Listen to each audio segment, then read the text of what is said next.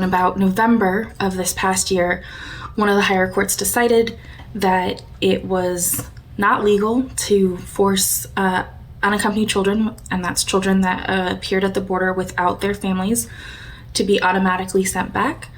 So they've been arriving and they've been processed along the border. And then as we dismantle the MPP and we're allowing those families to come in, some of whom have been waiting in Mexico for 14 months, attempting to have their case heard, we're seeing an increase of the number of people who are in CBP stations and attempting to be processed and be allowed into the country.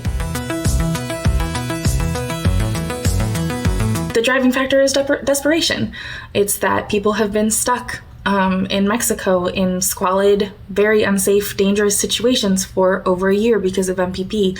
People haven't been able to legally get here for the past 4 years prior to this administration, and because a global pandemic decimated communities and regions of Central America such that people are desperate to get out and seek safety and be with their loved ones and be well taken care of and not in violent situations. Kids are trying to be able to go to school without being threatened by gang members, and they're trying to see their mom or whoever it is that this adult caretaker that they think is here in the United States then can offer them a safe place to live.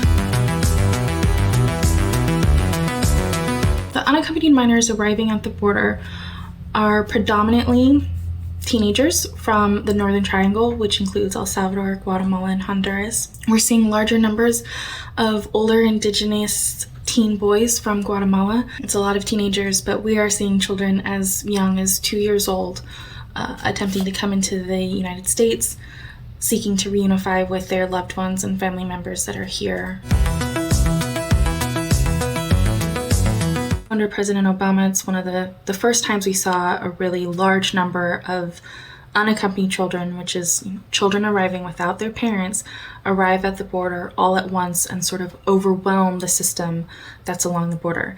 And that was because those facilities were put into place thinking that they were going to house Mexican migrant men in their 20s and 30s who would only be held in those facilities for a few hours and then immediately sent back. When a lot of children arrived all at once and there wasn't enough space or beds for those children to be, the facilities along the border became overcrowded. What happened under President Trump was much, much worse in that it was intentional dismantling of a system, and it was programs that were put in place with the specific intent of deterring migrants from coming and punishing those migrants from coming by forcibly separating parents from their children and placing those parents into criminal proceedings as traffickers or smugglers or simply for illegally entering the country, and then processing those children as if they were unaccompanied.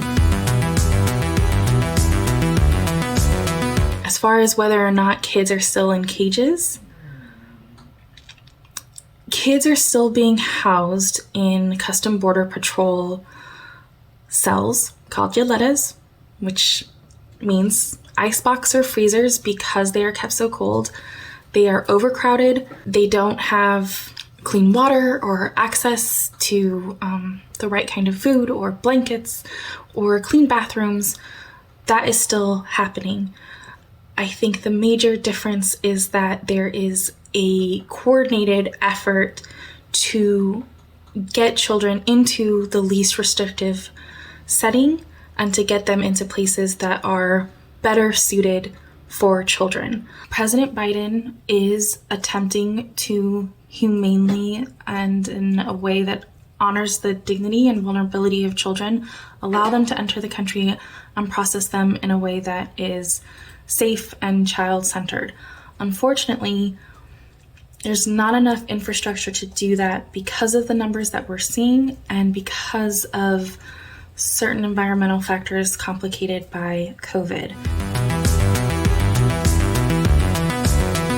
What happens normally is a child goes into what's called a shelter, but let's not forget, it's a detention center. They're not free to leave. They're not with their families.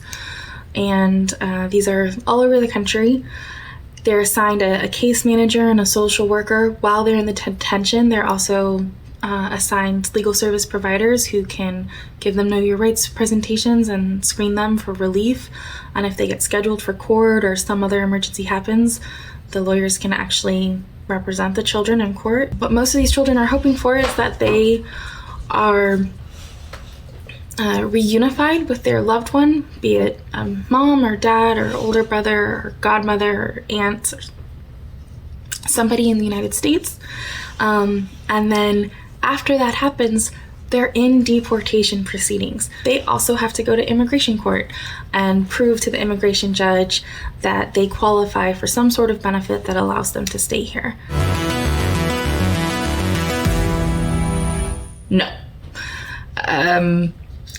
We are still expelling immigrants using Title 42, which, like I said before, is a policy that says that because of the pandemic and COVID that we are allowed to automatically expel or deport people to their country of origin or to Mexico.